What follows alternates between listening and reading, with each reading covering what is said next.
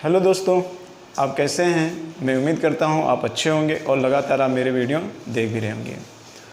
देखिए मित्र, इसके पहले जो हमारी टॉपिक चल रही थी वो राष्ट्रपति के संदर्भ में चल रही थी। जैसा कि मैंने कहा था कि लोकतांत्रिक प्रणाली में आप राष्ट्रपति की भूमिका क्या है वो देखेंगे। राष्ट्रपति से संबंधित जो अनुच्छेद हैं संघ में वो सारे आपने देखा। आज की जो मेरी टॉपिक होने वाली है वह यह होने वाली है कि राष्ट्रपति, जी हाँ, राष्ट्रपति के अंतर्गत आने वाली शक्तियाँ कौन कौन सी हैं।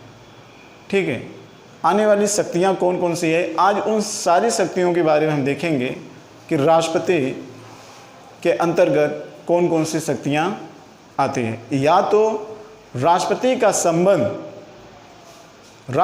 संबंध प्रत्यक्ष और अप्रत्यक्ष तरीके से कार्यपालिका और विधायिका और न्यायपालिका से किस तरीके से है, और इसका संबंध केंद्र शासित और राज्य से किस तरीके से, वो आप देखेंगे इस वीडियो में।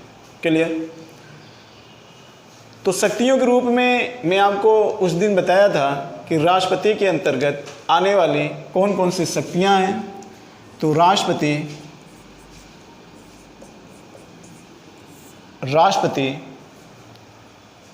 के द्वारा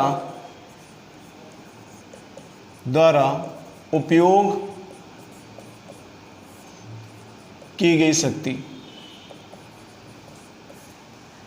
या तो कार्यपालिका, विधायिका और न्यायपालिका से इसका किस तरीके से संबंध है, ये भी हम देख सकते हैं। क्लियर।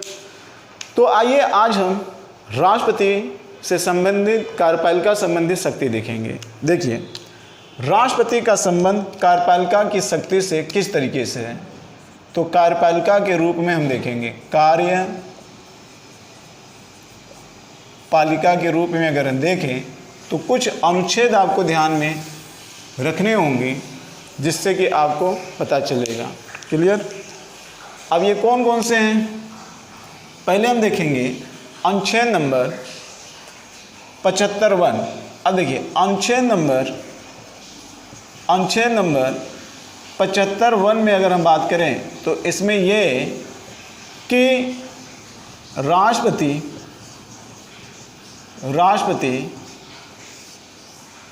मंत्रियों की क्या करेगा, नियुक्ति। पीएम प्लस मंत्रियों की नियुक्ति।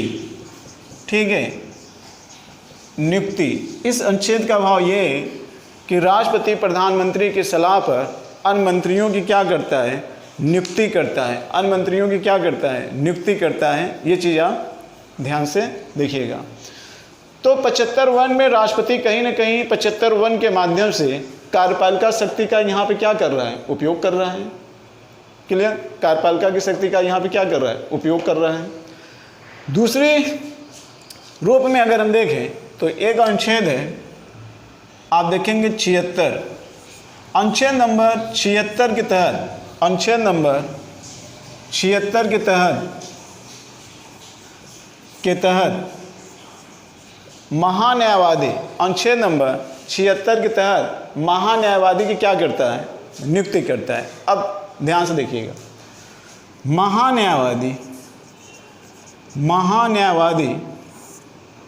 की नियुक्ति राष्ट्रपति करता है। ठीक है, महान्यायवादी की नियुक्ति कौन करता है, राष्ट्रपति करता है। और अनुच्छेद नंबर 76 के तहत ये ध्यान रखिएगा। और जो महान्यायवादी होता है इसको कानूनी रूप से, यानी कि कानूनी सलाहकार कहा जाता है। कानूनी सलाहकार किसके लिए है सलाहकार, ये भारत सरकार के लिए है।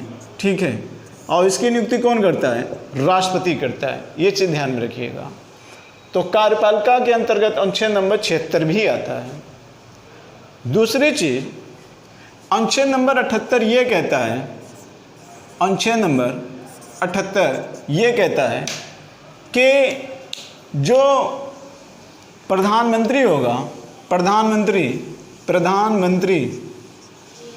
प्रधानमंत्री समस्त मंत्रालयों या विभागों की सूचना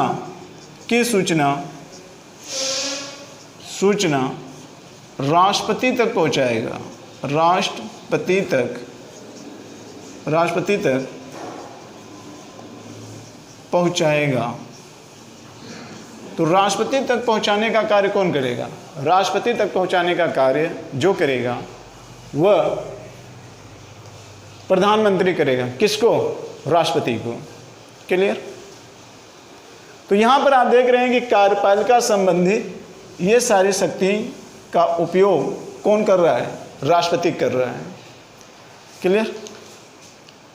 इतनी बातें तो आप ध्यान दें। इसमें जरा स्याही डाल दीजिए। तो अब देखिए, ये चीज़ आपको यहाँ पर ध्यान रखना होगा। अब नेक्स्ट हम देखते हैं संसद संबंधी या विधायिका संबंधित राष्ट्रपति के पास कौन कौन सी शक्ति है, वो चीज़ हम देखते हैं। आइए इसको मिटाते हैं। अब कार्यपालिका के अलावा हम देख लेते हैं इसके पास विधायिकी शक्ति कौन कौन सी है। आइए विधायिकी शक्ति के संदर्भ में भी देख लेते हैं। अब देख लेते हैं विधायिका संबंधित शक्ति उपयोग विधायिका के रूप में। तो विधायिका के रूप में कौन कौन सी शक्ति है, उसको भी हम अनुच्छेद के माध्यम से देखेंगे। उसको भी हम अनुच्छेद के माध्यम से देखने का प्रयास करेंगे। आइए एक एक अनुच्छेद को हम देखते हैं। देखिए, इसमें अगर हम देखें तो विधायिका के संदर्भ में राष्ट्रपति को कई तरीके की शक्तियां प्रदान की गई हैं। और एक चीज़ आप जानते हो कि राष्ट्रपति को संसद का अभिन्न अंग कहा जाता है। अभिन्न अंग कहा जाता है। ये चीज़ तो आप जानते ही हो। क्लियर? अब विधायिका के रूप में कुछ अनुच्छेद हैं जिसको आप ध्यान से सुनिएगा। जैसे अनुच्छेद नंबर 3। अनुच्छेद नंबर 3 क्या कहता है? अनुच्छेद नंबर 3 ये कहता है कि बिना, आप पढ़ भी चुके हो, बिना राष्ट्रपति की स्वीकृति से किसी राज्य का निर्माण व पुनर्गठन नहीं किया जा सकता है। या तो किसी राज्य में सीमा परिवर्तन करना हो तो अनुच्छेद नंबर 3 का सहारा लेना होगा। अनुच्छेद नंबर 3 का सहारा यहाँ पर लेना होगा। क्लियर? इसके अलावा अनुच्छेद 3 के अलावा अगर आप आगे देखेंगे तो इसके संदर्भ में अनुच्छेद नंबर आप 85 देख लीजिए। अनुच्छेद नंबर 85 और 85 में जैसे बात कही गई है संसद सत्र को बुलाना, तो संसद सत्र को बुलाने का कार्य राष्ट्रपति करता है, जिसको हम आगे डिटेल में पढ़ेंगे। इसके बाद सत्र की समाप्ति, सत्रावसान, समाप्ति का भी कार्य यही करता है। और इसके अलावा लोकसभा का विघटन, लोकसभा का विघटन ये अनुच्छेद नंबर जो 85 के अंतर्गत जो 3 बातें कही गई हैं ये राष्ट्रपति से संबंधित है और विधायिका से भी संबंधित है। तो इस चीज़ को आप ध्यान से देखिएगा। तो विधायिका संबंधित अनुच्छेद नंबर 85 में संसद सत्र को बुलाने का, उसकी समाप्ति का और लोकसभा विघटन, ये जो पावर है ये पावर आप देख सकते हो। क्लियर? इसके अलावा आइए देख लेते हैं और अनुच्छेद नंबर 86, अनुच्छेद नंबर 86 और अनुच्छेद नंबर 87 इन दोनों का संबंध अभिभाषण से है। तो राष्ट्रपति का अभिभाषण, राष्ट्रपति का अभिभाषण,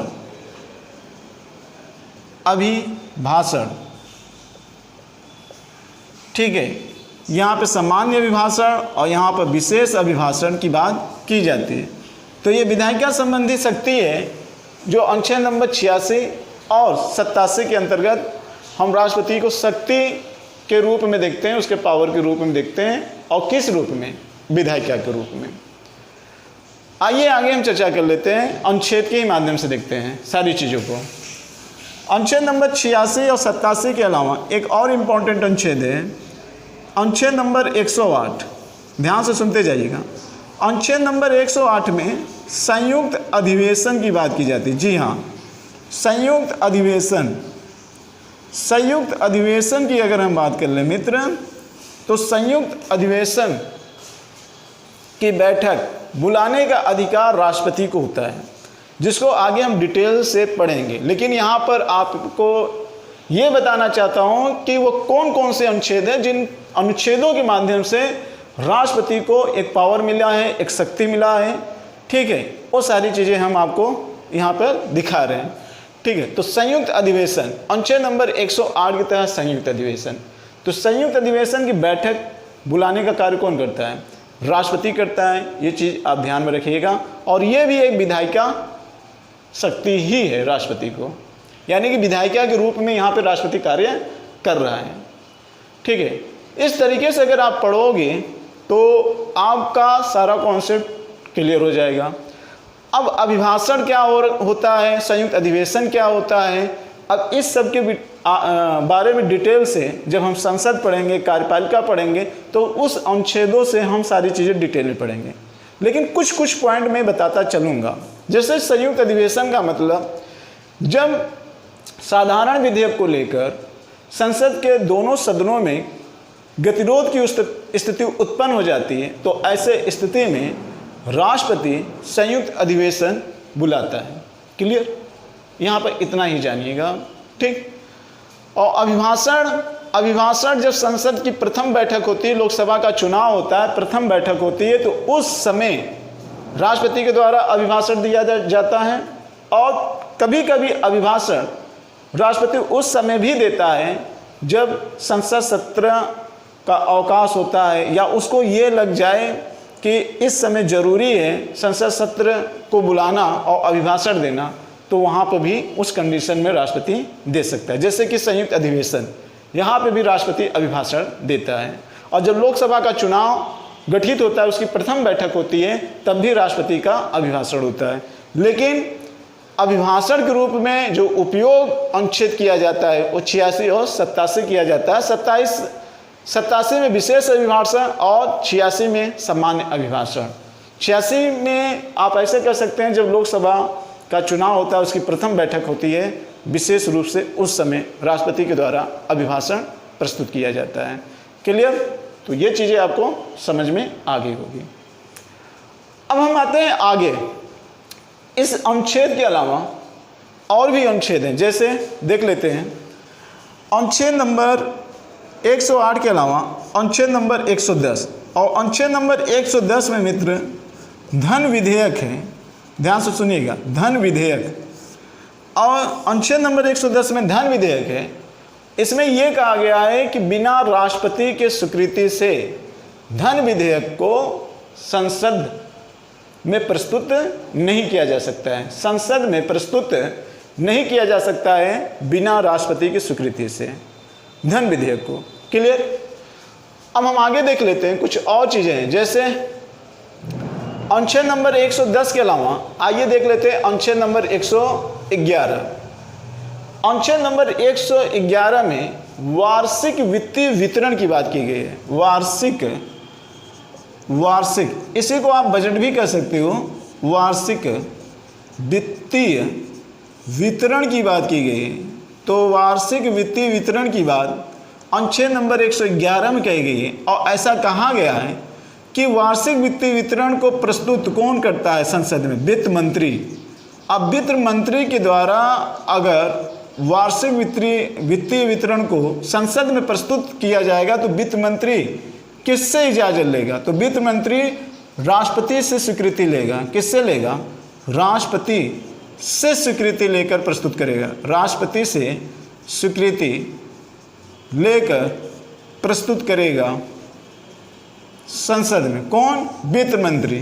ठीक है, वित्त मंत्री कार्यपालिका के अंतर्गत आता है, लेकिन वार्षिक वित्तीय वितरण संबंधित जो विधेयक है वो अनुच्छेद नंबर 111 नहीं होगा, 112 होगा।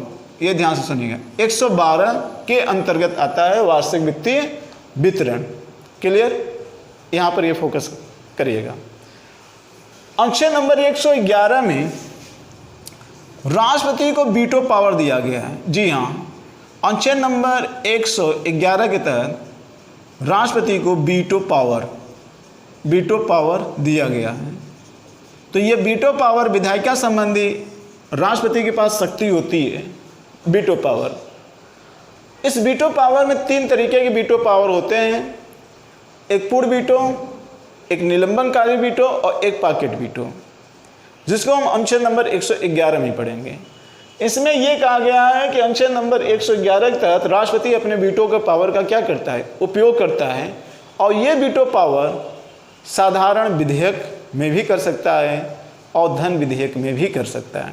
ठीक है, तो साधारण विधेयक और धन विधेयक के संदर्भ में अनुच्छेद नंबर 111 के माध्यम से राष्ट्रपति का वीटो पावर का उपयोग किया जाना।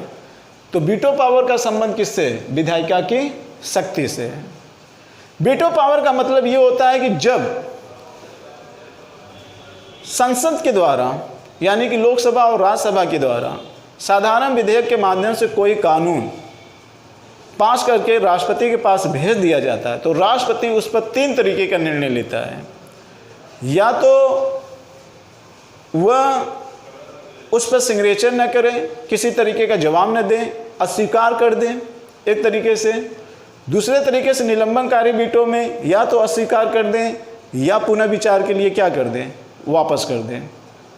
पॉकेट वीटो का मतलब न तो स्वीकार करता है न अस्वीकार करता है, एक तरीके से वो किसी भी तरीके का जवाब नहीं देता है, वो पॉकेट वीटो कहलाता है। ठीक है, तो ये 3 तरीके के वीटो पावर होते हैं, जिसको हम डिटेल में संसद में पढ़ेंगे एक एक अनुच्छेद के बारे में।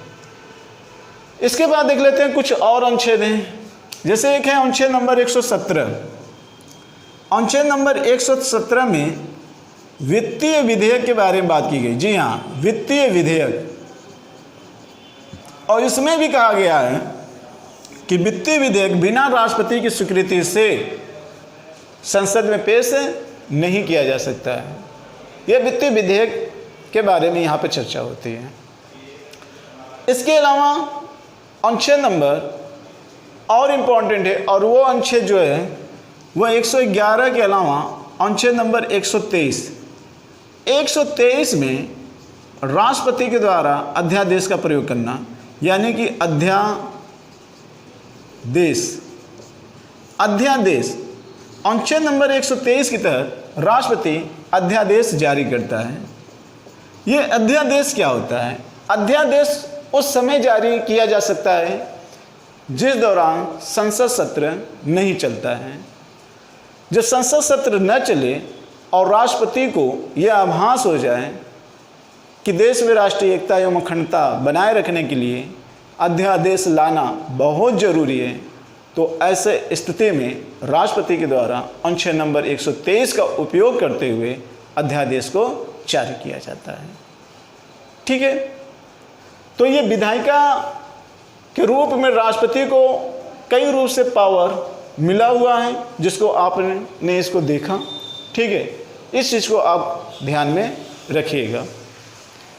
आइए अब हम देख लेते हैं राष्ट्रपति के एक और अनुच्छेद हम देख लेते हैं मित्र।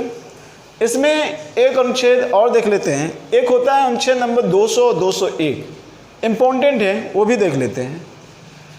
विधायिका संबंधी शक्ति के रूप में वो भी देख लेते हैं।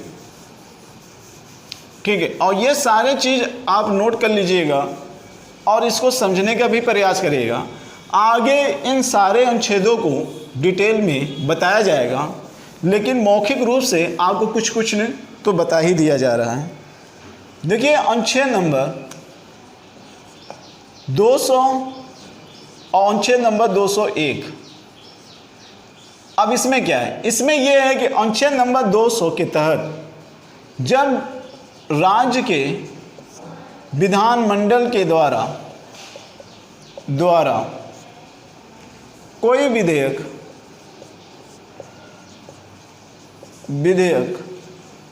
पास करके राज्यपाल के पास भेजा जाता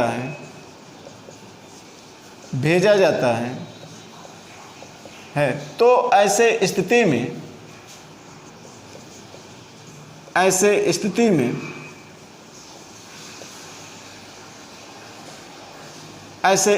में राज्यपाल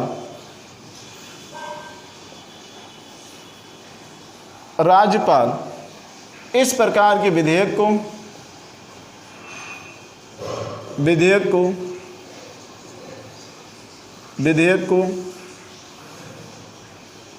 अनुच्छेद नंबर 201 के तहत राष्ट्रपति के पास भेजता है।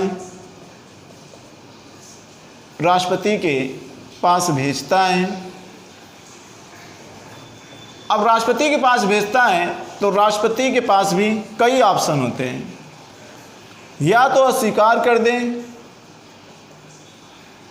या तो पास कर दे, या तो पुनर्विचार के लिए क्या कर दें, पुनर्विचार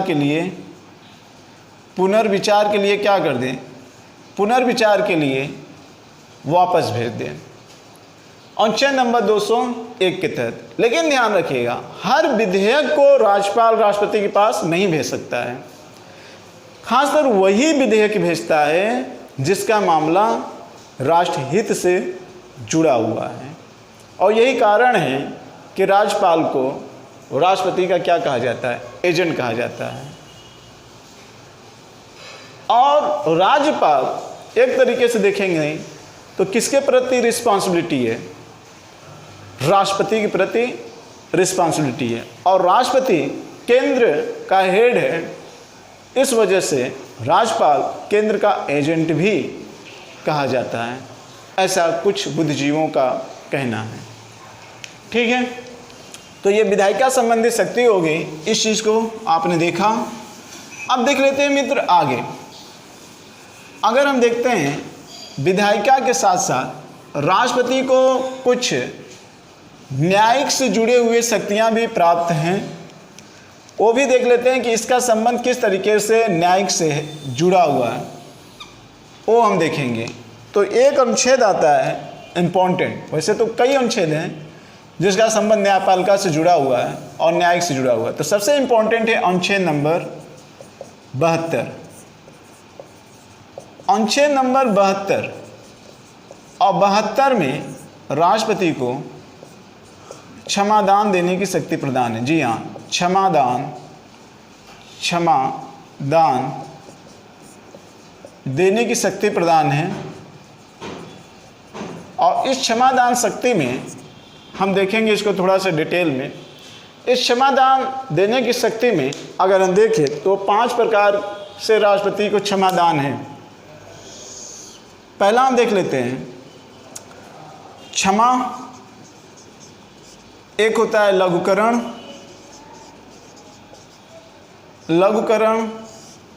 एक होता है निलंबन, और एक होता है विराम,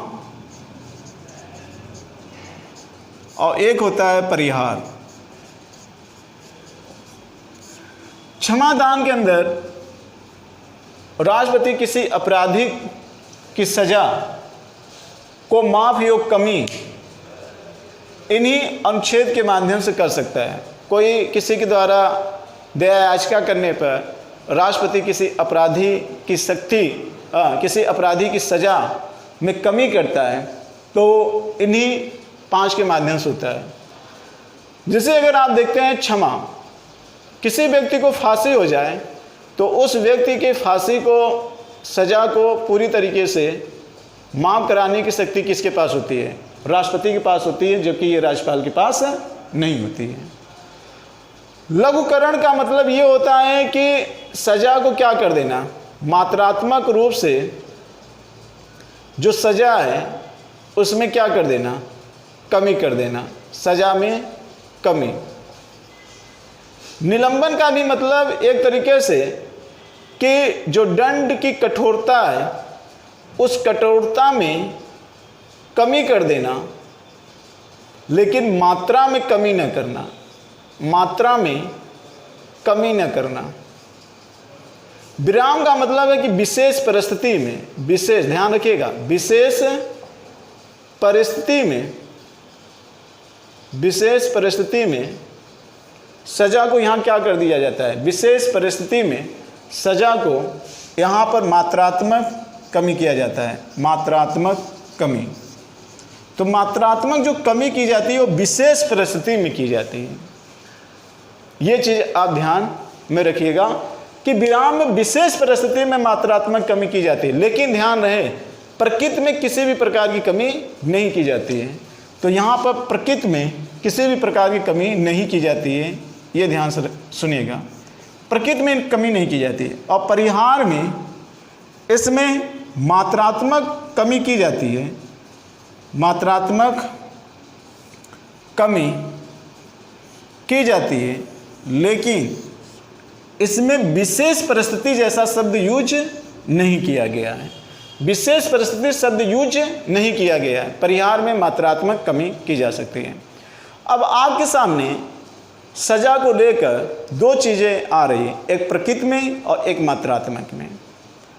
देखिए, मात्रात्मक कमी का मतलब ये होता है कि किसी की सज़ा अगर 20 साल हो तो उसको हम घटाकर 10 साल कर सकते हैं, लेकिन अगर उसके प्रकृति का मतलब कि उसको जंजीरों से जकड़ा गया है तो वो वैसे ही मेंटेन रहेगा, एक कोठरी में डाला गया वो वैसे ही मेंटेन रहेगा।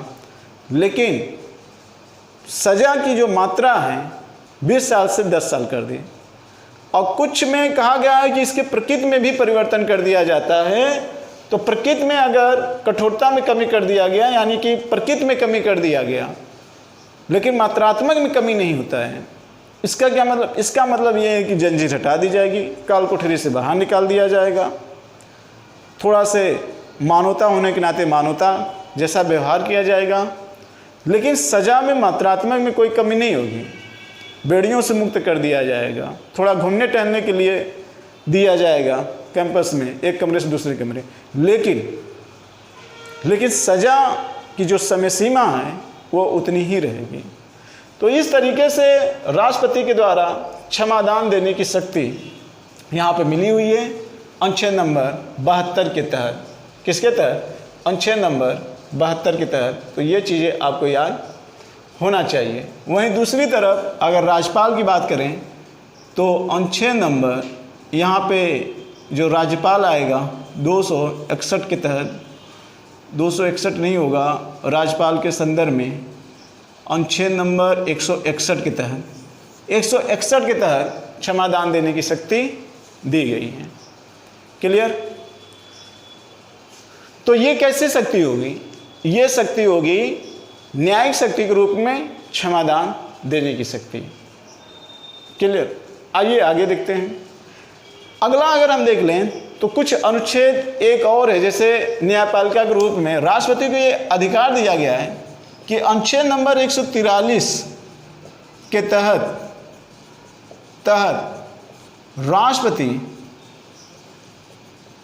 राष्ट्रपति को सुप्रीम कोर्ट से परामर्श मांगने का क्या दिया गया है? अधिकार दिया गया है। परामर्श मांगने का अधिकार दिया गया है। तो अनुच्छेद नंबर 143 का भी संबंध किससे है? न्यायपालिका से है। पावर के रूप में देख लें तो आप एक अनुच्छेद और याद कर लीजिएगा, 124 और 217। 124 के तहत सर्वोच्च न्यायालय के मुख्य न्यायाधीश, अन्य न्यायाधीश, और अनुच्छेद नंबर 217 के तहत हाई कोर्ट, दोनों के न्यायाधीश की